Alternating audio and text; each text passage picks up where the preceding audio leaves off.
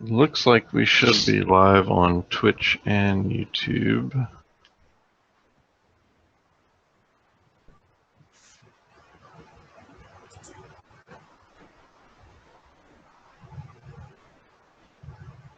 And sounds good. So welcome everyone to the Foolish Tech Show. It is a early Monday morning. We're here mainly to provide you support and answer any questions about our products and services. If you do have any of those, you can feel free to jump over to foolishtechshow.com. We have a couple ways you can join our IRC chat from there, and we'll be more than happy to talk directly to you about any of those. Otherwise, we'll fill the airtime with random shop talk, and just keep in mind that any opinions expressed there are of the individual of their own and not the company. So how's everyone doing this morning? Doing well. Yay. Doing okay. Well, looks like we got Glenn and Mike Invise in the chat, so welcome, good morning. And what do we got to start the day today? Oh yeah, the chat.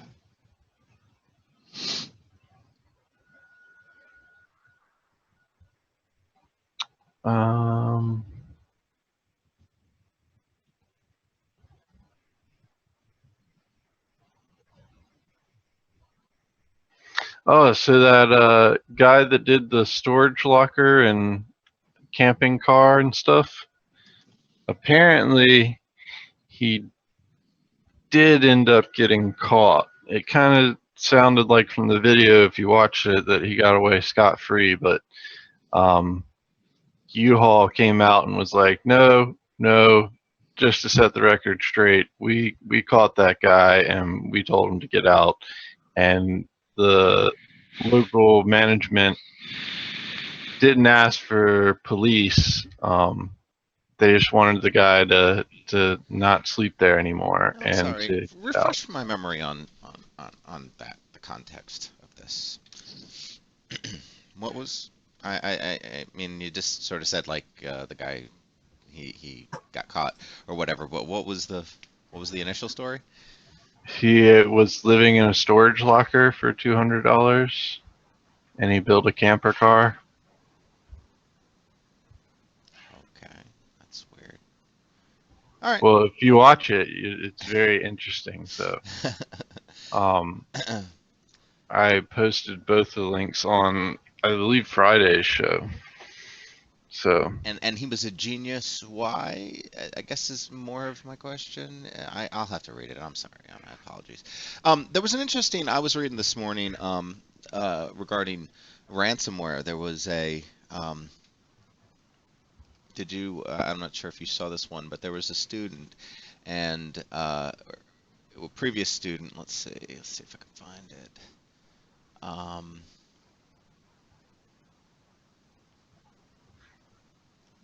Where is it? Where is it?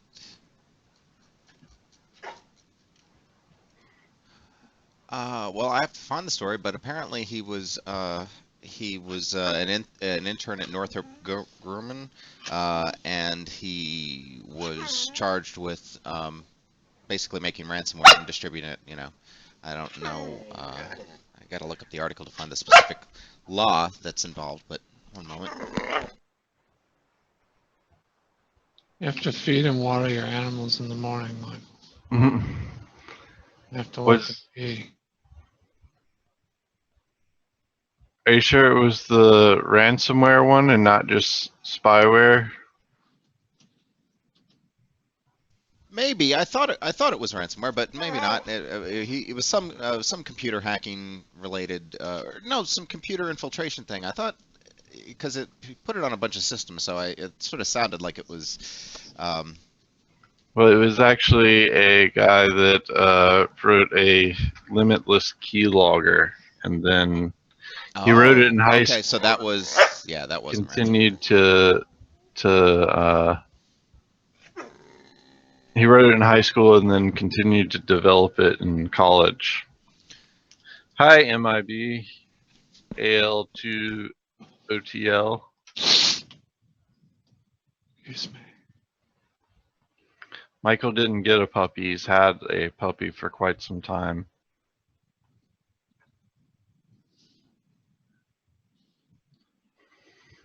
Someone would like to download React version 2.1. Do we have a download link for that? I don't think so. I think React was integrated into D7 and D7.2. Well, it was, but there should be a download. Let's see.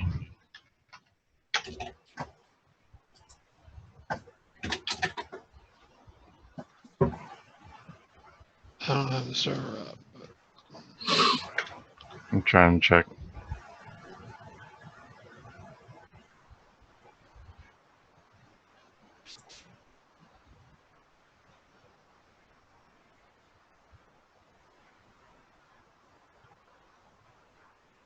Oh yeah, it looks like the download link is broken, but looks like it's still on the cart side. So,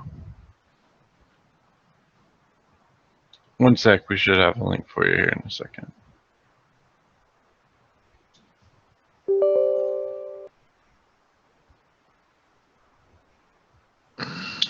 should be. This should be.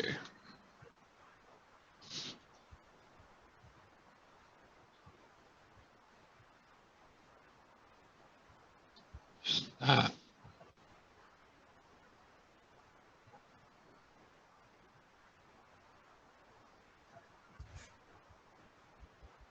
I think that's the right. Double checking. I hope that's the right one. It's the only one that's on the server.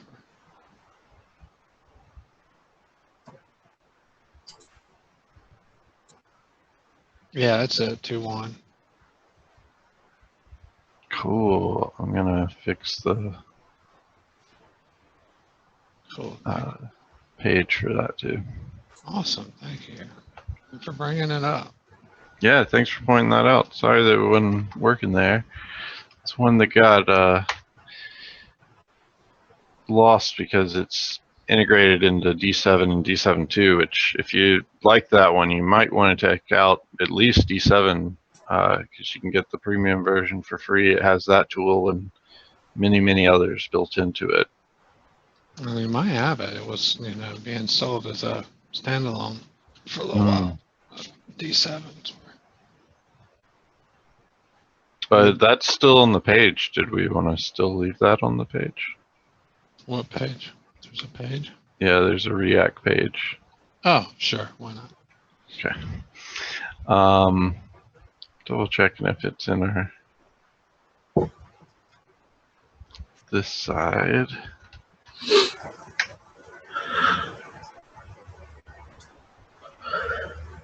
Well, that's there, but no actual downloads. Let me just put that on here first.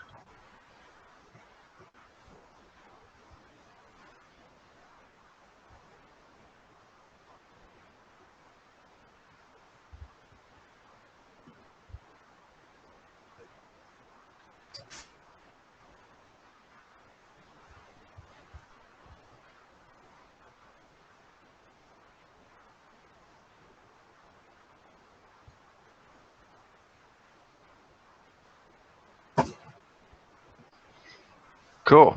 So the link should be fixed on the page there as well.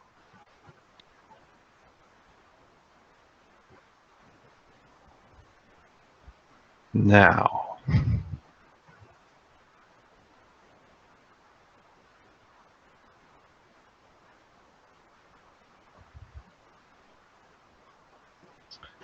And that page was here if anybody wanted to check it out. And essentially what that does is it gives you various ways to activate Windows and or reset the activation grace period. Cool. Thanks for the confirmation, Glenn.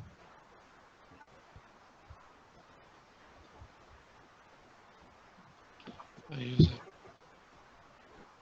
But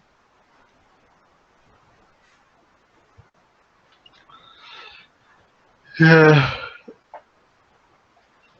squeeze 4 months out of a VM. Longer without the noise. Apparently, dogs just want stuff in the morning. So yours too? Currently, yours too? They work, huh? Yeah.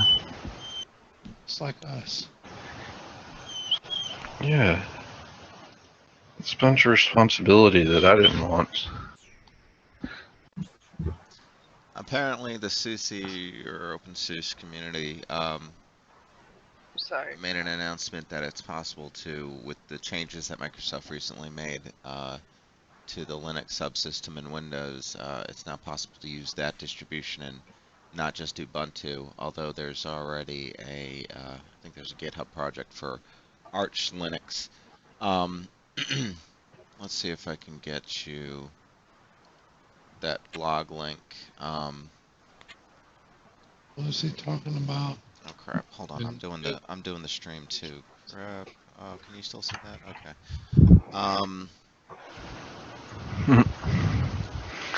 And this is the link to anyway, Arch. good, Mike. I bet you have, Mike. Bet you have. Actually. And yay. So Samsung may need to integrate this into their next line of phones and or washing machines, but it looks like they're able to build flame retardant lithium-ion batteries now. It's kind of crazy. Once they get above a certain temperature, they basically release this chemical that's flame retardant and triphenyl phosphate. And I'm not being sarcastic, Mike. at any Being rate, dead serious. it's very quick to put out flames.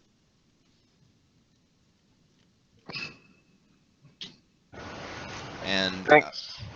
this was the Hey, Michael, before you go on, did you hear about the bug with Control C network? Yeah, that was the one I was just Linux. gonna post. So I was gonna say something to the effect of 2 steps forward, 1 step back, or whatever.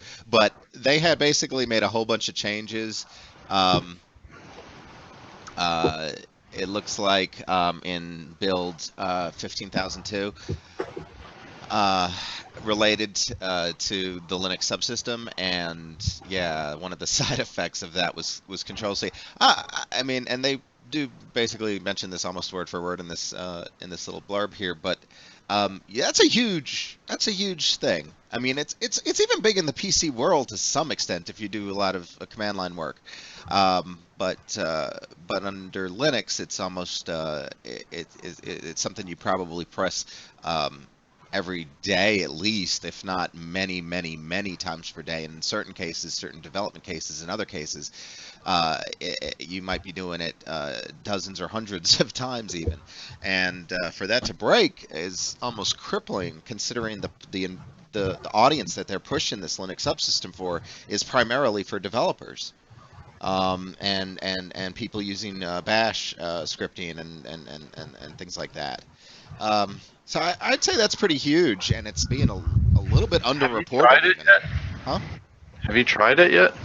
Try the Linux subsystem? No, no. I mean, that's like the POSIX subsystem that's existed in Windows now for how many years? It's something that I really never used, and the fact that you can use a VM and have Linux now, the real Linux, I'm not anxious to try it. But That's what I'm wondering is what its real usage is for. I mean, even with developers, like.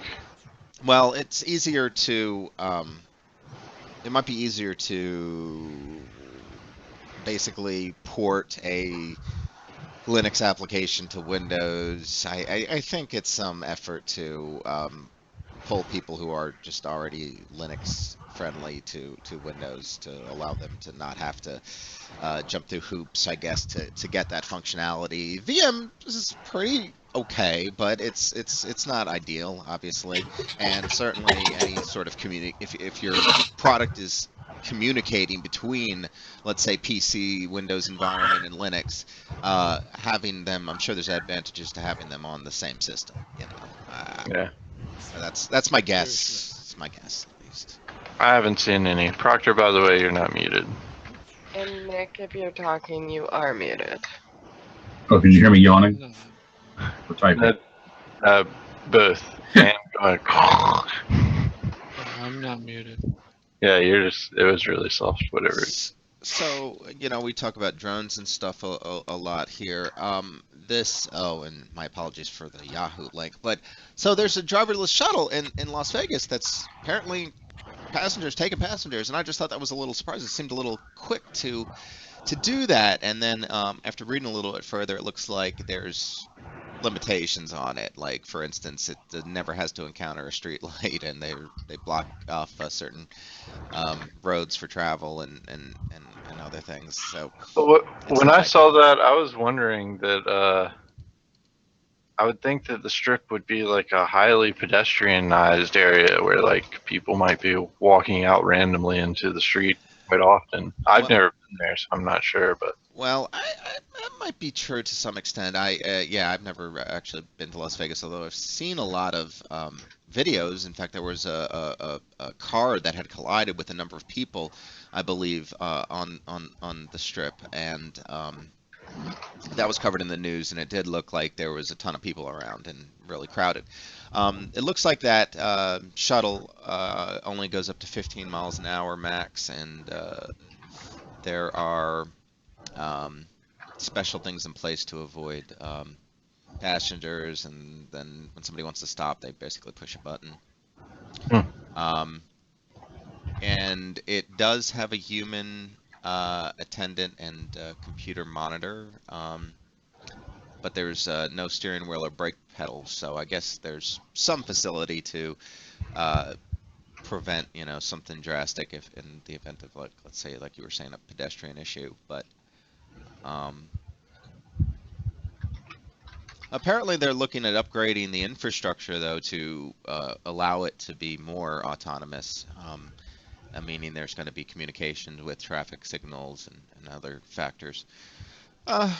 It is cool. I think it's great. I just think in comparison to some of the self-driving vehicle things that have been shown, it's not quite as technologically impressive, this particular implementation, but it's certainly a step in the right direction for removing passengers or removing drivers from the road, I guess.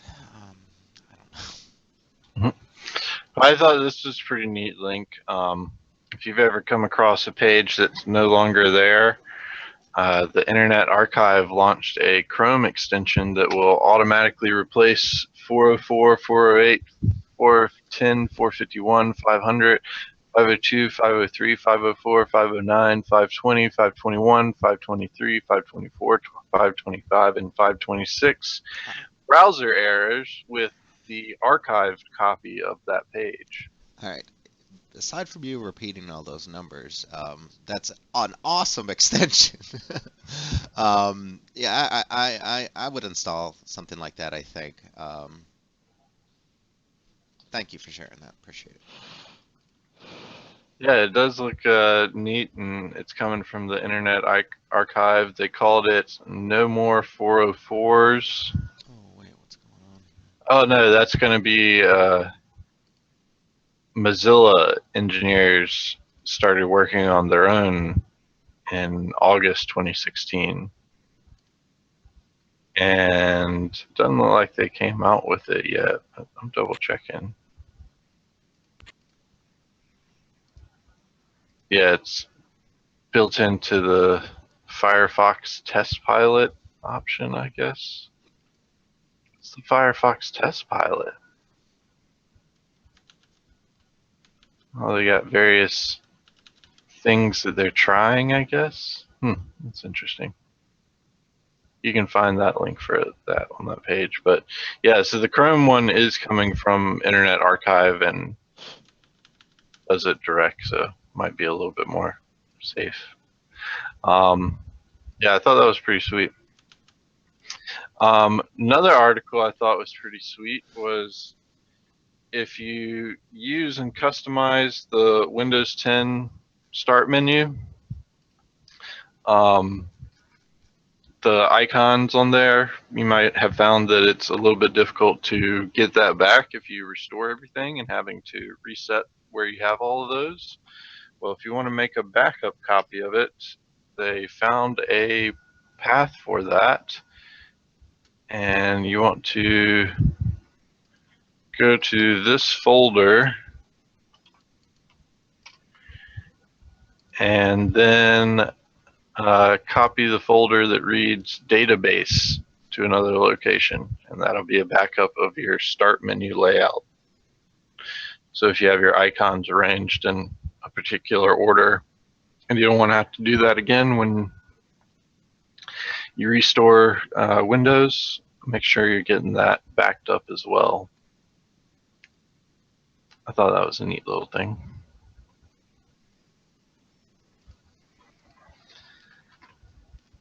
And I want to get your thoughts on this. So this is a program that came out, and it's called Crypto Search. And essentially, it'll search through a computer for any files that have already been encrypted by certain types of ransomware, and then will copy them all to another directory. Essentially, the idea behind this is you might have thousands of files having been encrypted on your system, and you're not able to go through each of the folders and find exactly which ones have been encrypted or haven't been encrypted, but it'll go through and find them all for you and then copy them all to one folder. And then if you have a decryptor out, then you can go through it and decrypt all the files, or if there's no decryptor, you can back up that folder and then wait for a decryptor to come out possibly.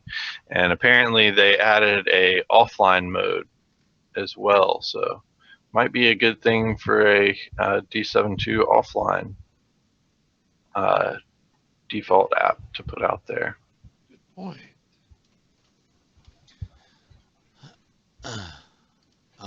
It's hard finding good offline apps, so. Yeah, that's Right. true. So Brownlee, you seem to be somewhat enamored with the Switch, Nintendo Switch. That's not so good news for folks. It was already kind of was frustrated by this when I read it in the original announcement, but you know that you have to, very much like what Microsoft did with the Xbox Live stuff, is basically Nintendo launched an online game network or whatever for the Switch, which very much like Xbox Live requires a subscription, and it's the only way to voice chat with people and to collaborate and to play games. Now it looks what's a little bit even more depressing, because that's not completely unheard of. Obviously, like I said, it's something that Microsoft did for quite some time before they ended up making it a little bit more free. But it looks like it requires a mobile app, and the crazy thing is it appears as if the voice communication, at least according to this Forbes take on it, seems to be that the voice communications can be handled on the phone app. Now, they point out in the article that I think that's awesome, other than having small children having to. No, but here's the thing. So you pay for the service, and then you have to get this app going. Why don't you just not pay for the service not install the app on your phone and just hit speed dial for your friends who you're playing games with. Because effectively, isn't a phone, there's a whole lot of ways to communicate on a phone. Why do we need Nintendos?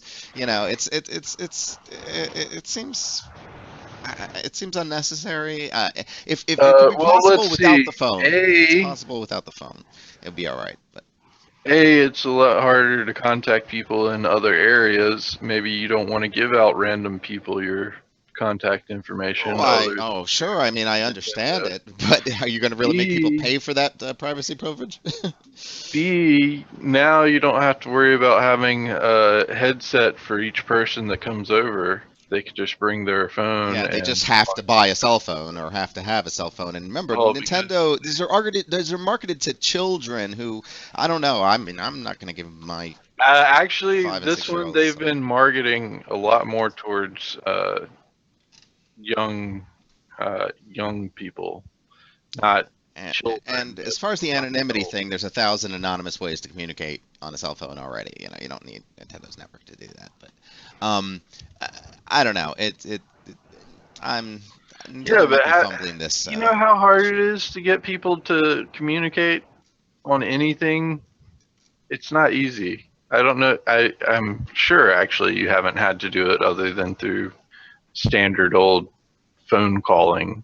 But getting people to download and install apps that aren't related to anything, it's very aggravating. And then trying to work it out so that they join the same thing and can talk to you is another further aggravation. Having played Ingress, there were so many chat app things that went through to try to make it easier for us to communicate securely among our team. And uh, the good ones have picked Slack, other ones pick WhatsApp.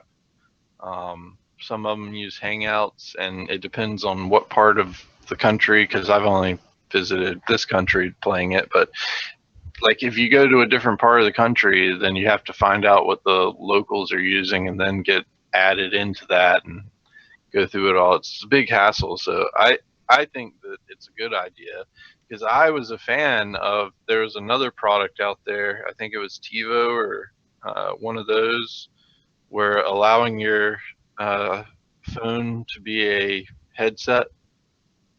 So like you can just use an app on your phone and whatever you're watching on TiVo on that network can just broadcast directly into your headphones for your phone instead of having to blast it over the TV.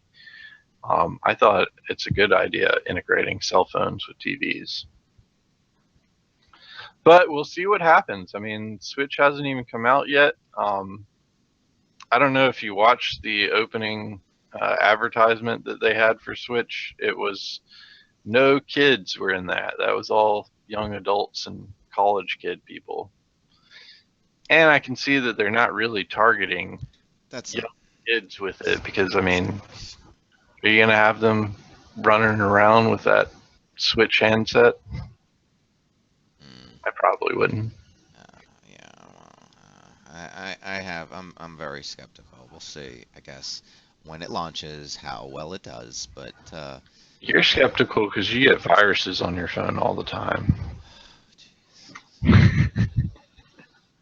Um, so I think Tom Willer's making a good point here. Um, Basically, he's the FCC chief, and he poses to the opposition, people opposing net neutrality. He poses the question that since they've had net neutrality as part of their what they're doing over there at the FCC, a focus of them over there at the FCC. He's saying what bad has occurred as a result of this, because it's widely believed that this will be repealed in the coming weeks and months. But he presents why he thinks it's a good idea, and basically, so if it's and he then he says, well, if it's a bad idea, tell me what exactly has gone wrong as a result of it. And it just brings up some good points. And I don't know. I think everyone should consider what he's saying. Well, it's worrying for especially small businesses like us. Like, who are we going to end up having to pay to let people see our website in the future?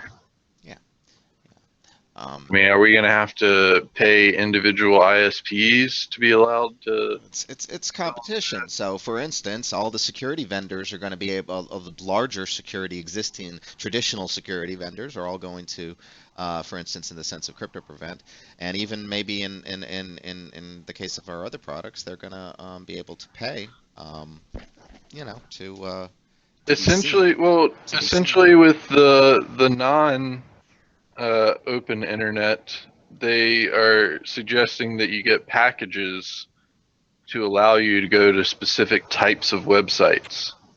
So that's essentially their plan, is they want you to sign up for the internet. Different. Essentially, yeah, they want you to have like a basic tier, and which would include like email and some various communications, and then if you wanted a sports package, then you'd be able to get to all the sports websites. If you wanted a gaming package, you'd be able to get to all the gaming sites. Do you realize how bad play an idea that games. is? Imagine. If you wanted a streaming package, which you know is going to be one of the most expensive ones, would you and pay? if you want all the packages, you might have to get each package a la carte. So would you pay your current internet prices every month if you were solely giving a list of, let's say, 100 or 200 websites that you could visit and no other? That's a crazy idea considering how many web pages that Google indexes or any other search engine indexes. That's cutting off basically, even if you had 10,000 web pages on your list or whatever, your channel lineup.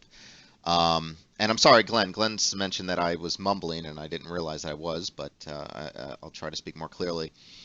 At any rate, it would amount to a tiny, tiny fraction of 1% or less of the, internet, basically. And that, to me, would be completely unacceptable and is basically like censorship of speech, free speech, in my opinion. But we all see it a little bit differently, I suppose.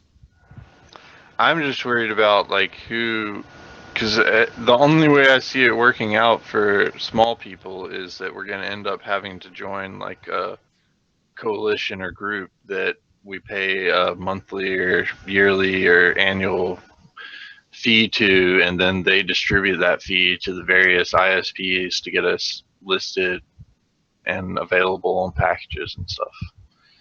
And that's what I see it's going to end up coming to. And essentially, all of the people just want more money for your internet connection.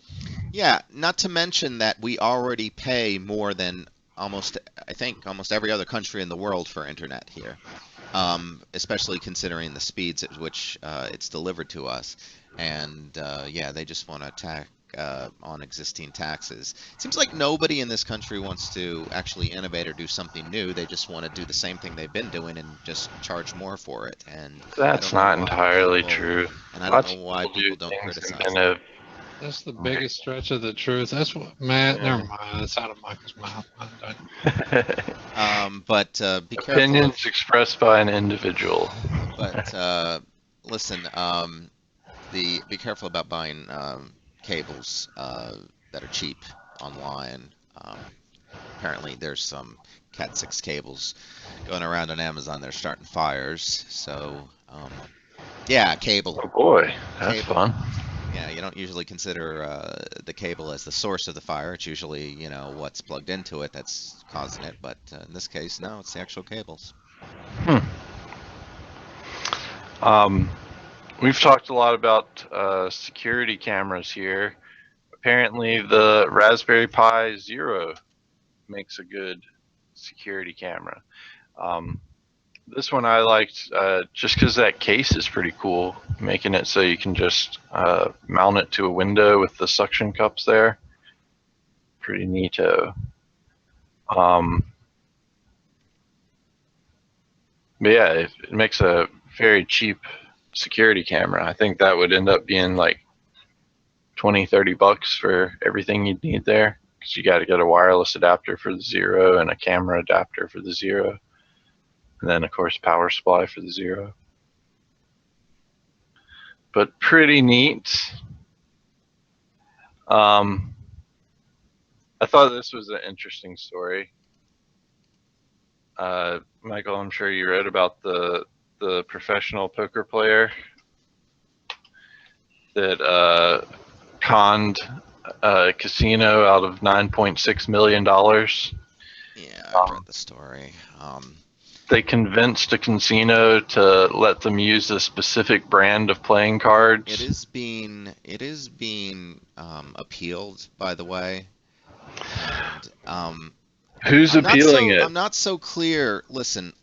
If the casino made a mistake in the cards that they were using, that's on them, in my opinion. And the fact that these players simply noticed it and took advantage of it is not, in my opinion, a crime or makes them responsible for giving back the winnings. They requested that they use. Who cares if they requested? If it was allowed to have those deck of cards, they should never have had them in their selection. In other words, I don't think the court was particularly correct in how they ruled in this case, and I would be very interested to see. Well, what I thought was interesting is they only had to pay back the winnings. They did not have to pay back the $250,000 worth of goods and services. They were comped. Yeah, of course. Again, comped is like somebody, here, take all this for free, and then you're getting a lawsuit and asking for it back because, for some reason. I thought that was good. I really think, listen, the casinos, they make the game, and they've already made it so that they win no matter what the users do. Okay, in 99.9% of the cases, this is the 0.01 or whatever percent case where they failed to ensure that they were always making a profit, and these people had to pay for that failure. I don't get it. I don't understand gambling at all. They didn't have to pay for the failure.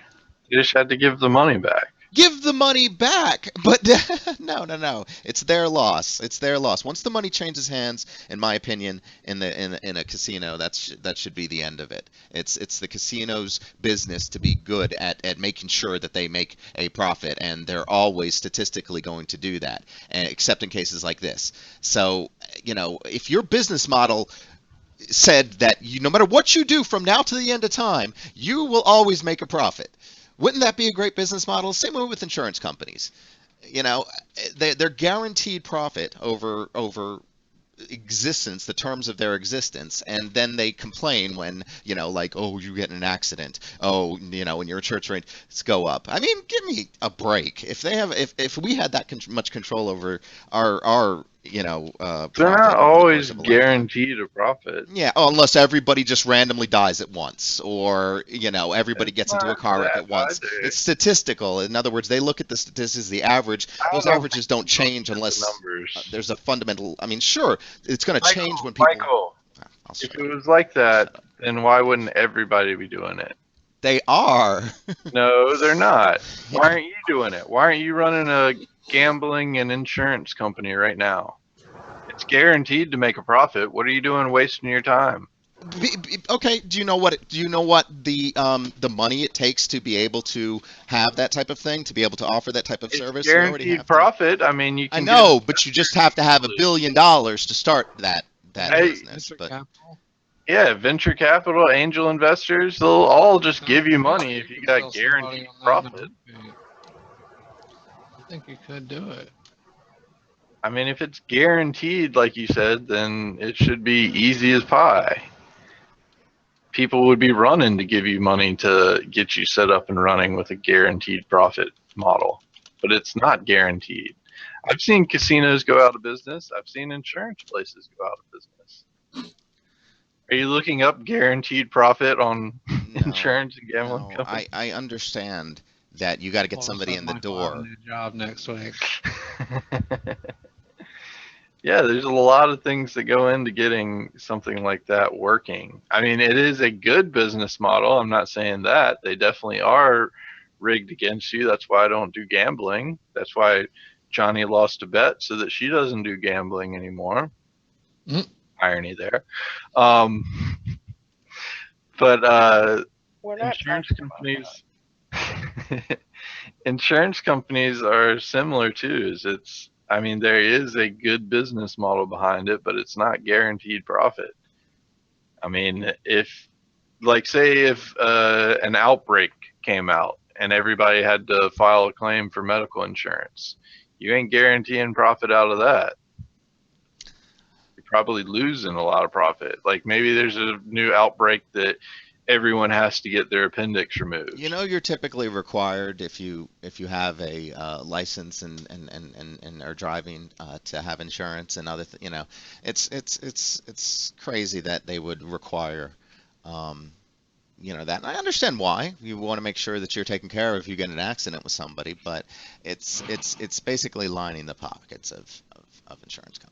I have issues with it. I understand that. It's actually more protecting you. I mean, you just got into a wreck that wasn't your fault. What if that person didn't want to pay for insurance? Yeah, I understand. That's just You'd be life. paying out of pocket and for it. And that's just life. Sometimes we shouldn't always be protected from everything, but yeah.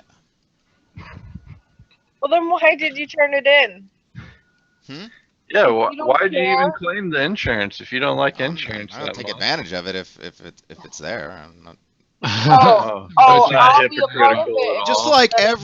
like every Republican that, for instance, takes advantage of any sort of Social Security or any sort of government benefit, you know, they're all quick to write everyone else off as being, you know, moochers, and then you know they'll.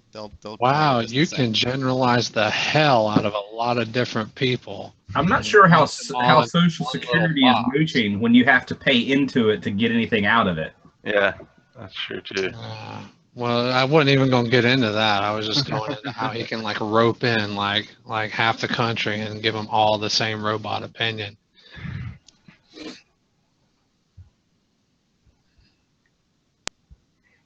Much less how ridiculous what he actually was saying. Yeah, and Glenn points out, which is an issue very particular in Glenn's area in Australia. They have a lot of client right things on returns and refunds, and being a retailer, he's constantly being forced to give money back to clients, especially even for eBay, PayPal scams.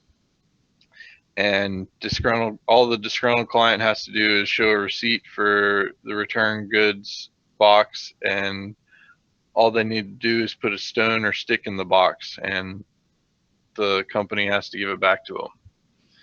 So that means you can order something, take it out of the box, put a stone in the box. There's got to be some accommodation for fighting that. There isn't. So, and does this just apply to them? Because I recently returned something that had a value of about in excess of $300, and it was immediately credited to the full amount. And I'm pretty sure I left something out of the box when I returned it, and not intentionally, but It sounded like you did it intentionally. I'm pretty sure because I purposely did it.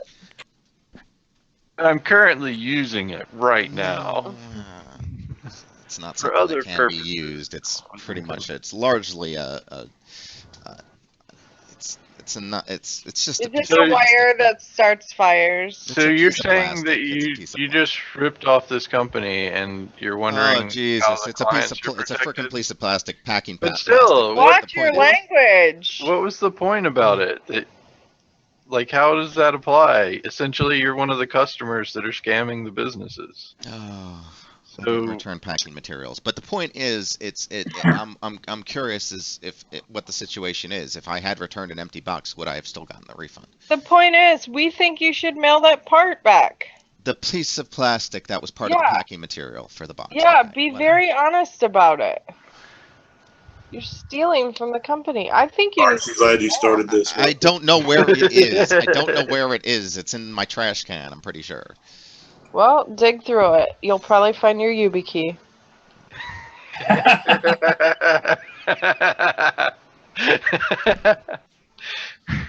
Joke's on you.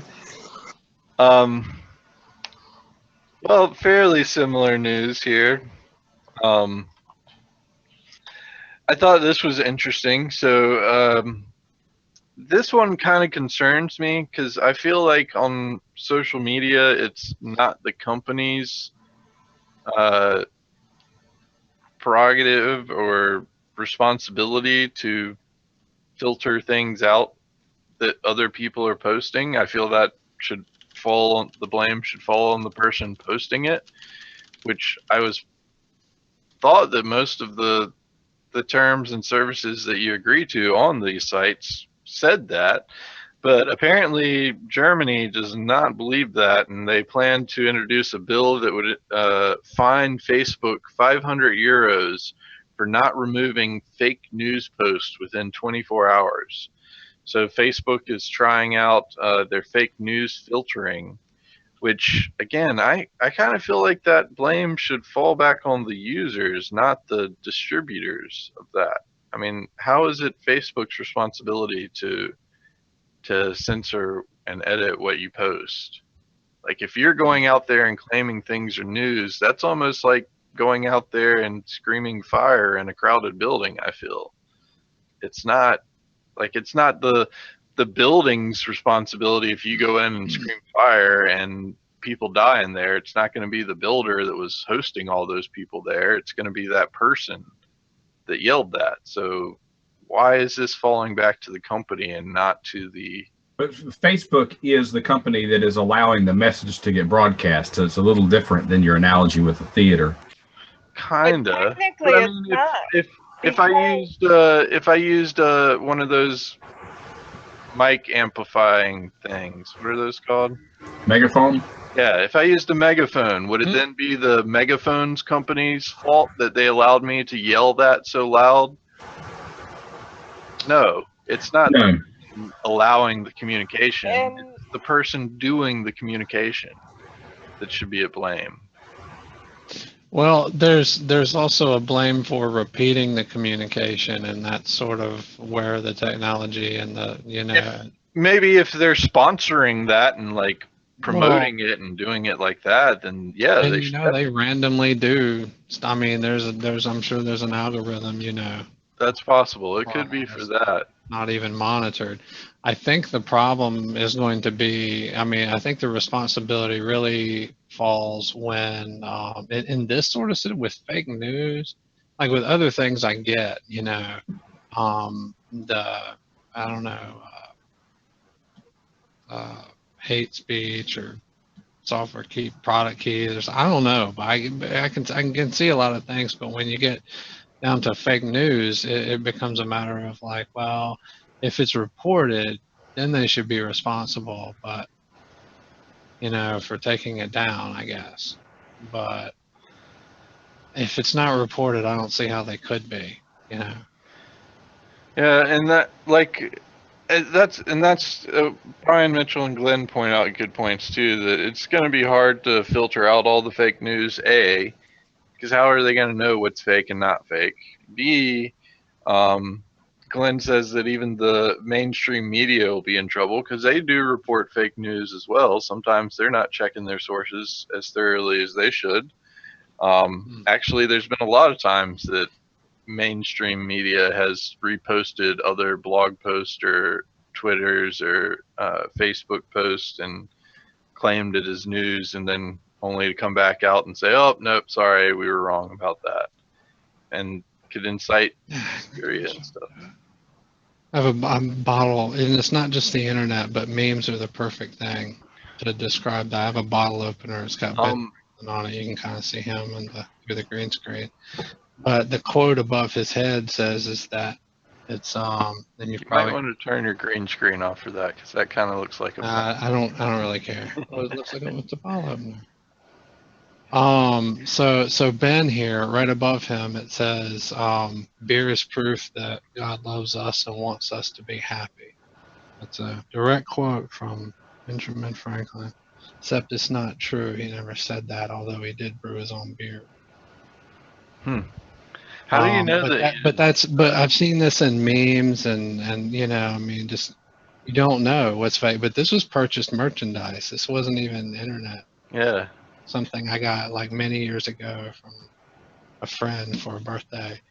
So, I mean, it's out there. I mean, that's the way it is. You can believe it or you can look it up. Yeah.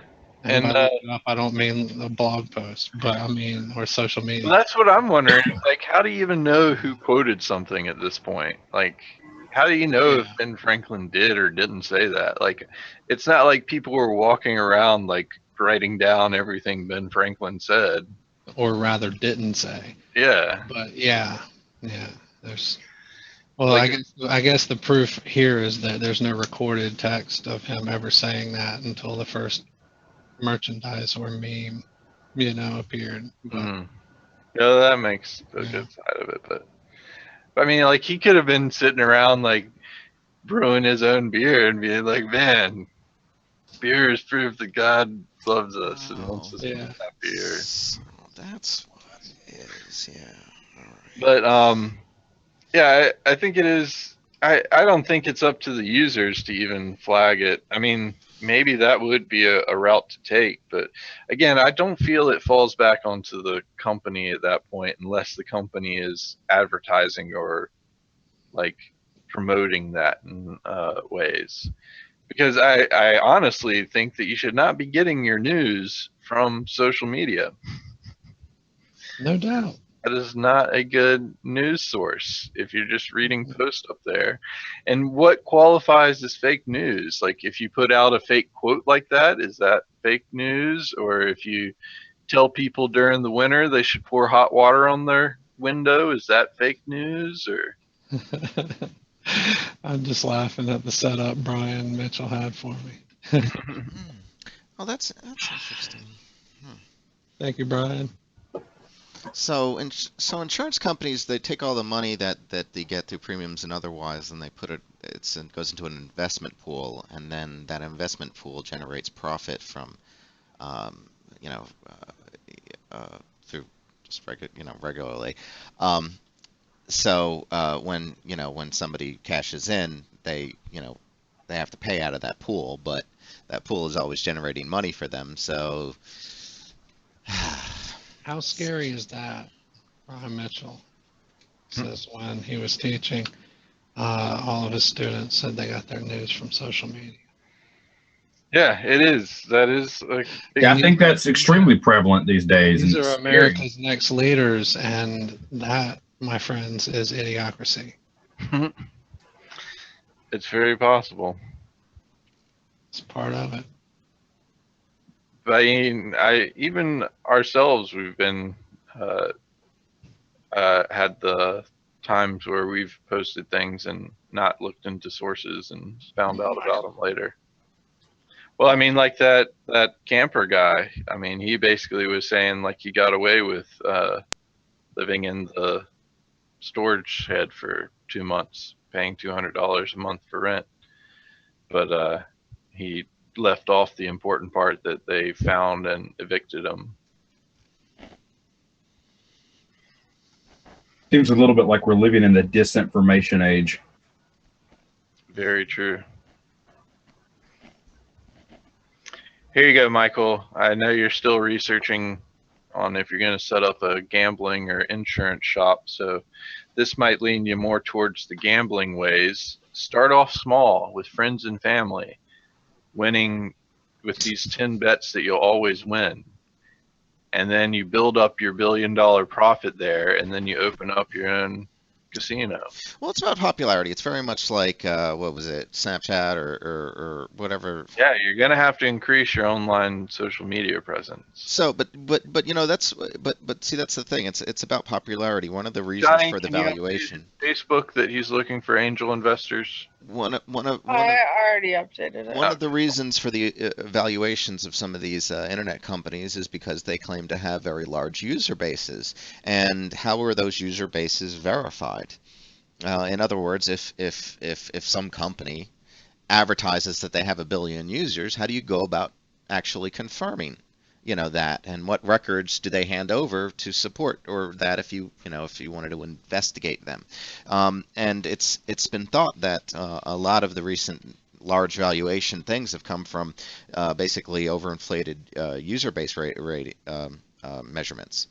And so, you know, if it really, what I'm getting at is that it all points to just popularity. You know, valuation is just, it has nothing to do with what you're making. If you just happen to become popular, that's apparently enough to cause a change in over $1 billion in valuation for you.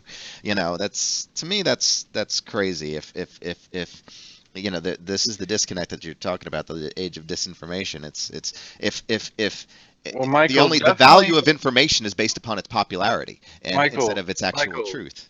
don't look into things like the stock market and how hedge funds and things like that work. You'll just go crazy right off the bat. Yeah. I thought this was pretty interesting. I just came across it here. Apparently, researchers have created a lithium-ion battery that includes a flame retardant in it.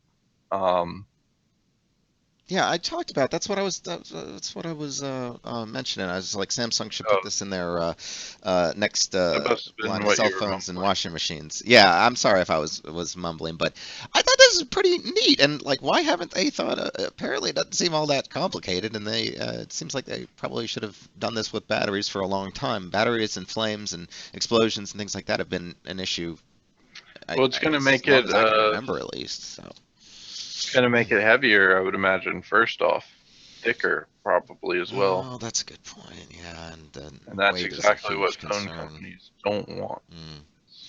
But I think the losses that they'll pay out in damages and, you know, flights that have been downed by, they actually believe that that flight that they thought was caused by explosives in, where was it in Russia, in Egypt, or in Europe somewhere? I can't remember exactly, but it turns out that the pilot stowed his cell phone, and it was an iPhone, in a compartment, and that's where the initial fire started. And they, after the investigation was done, I believe it was a French investigation, I want to say, but they determined that it was that. So apparently, cell phones can bring down planes, and also, you know, all the, you know, damage to those people that had the phones explode. The pictures you've seen that we've even talked about on here. That being said, I think that the cost and the weight are something that they're just going to have to deal with. You know. I just got that, Glenn. Glenn said instead of flame retardant, they should be including a grill so you can fry up bacon with it when it explodes. All right. Well, we are at our hour time limit for today, and we got some stuff to get going here. But before we go, I did want to point out this fun news article that I thought was interesting. So this is the lead up for it. Glenn, we do have a bacon show already. We have an episode where we fried bacon. It was good. I'll see if I can find it before we end the show here. But while I look for that, check this out. So this is a lead-up article to give you a little bit more info about it. DB Cooper is the most famous airjacking unsolved in the U.S. And the FBI searched for 45 years to try to find this guy. However, they ended their case after 45 years, but they didn't completely give up on it. They actually hired a team to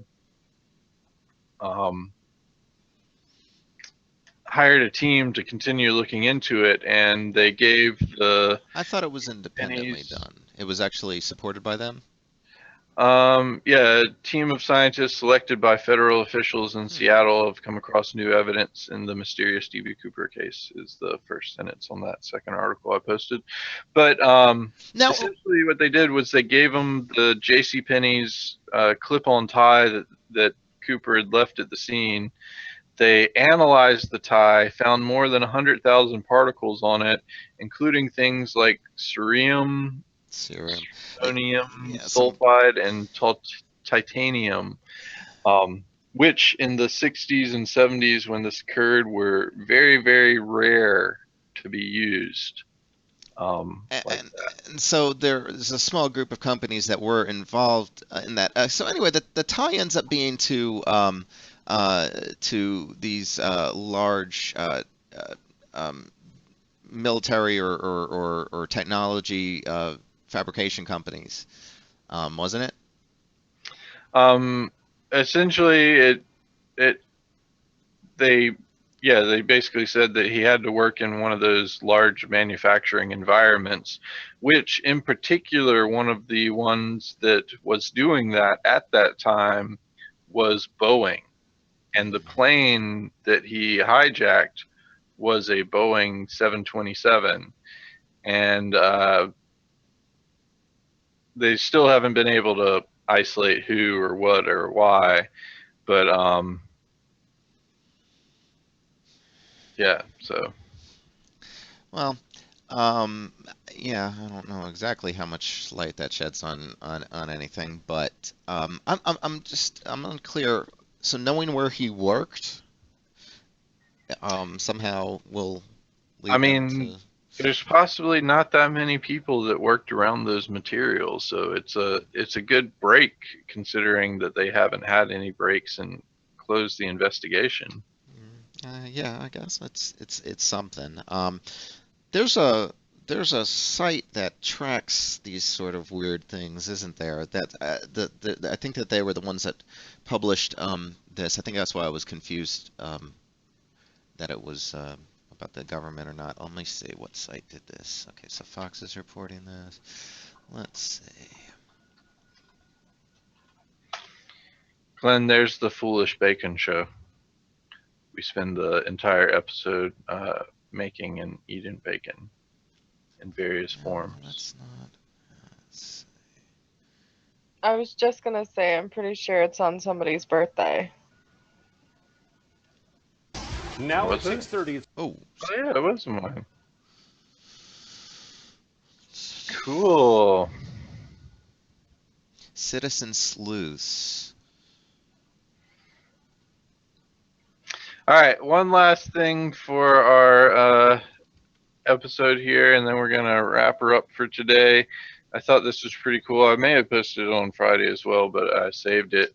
If you like taking railroad trips, there's 12 of the most scenic railroads in the world. So if you want to go to any of those are the best ones to go.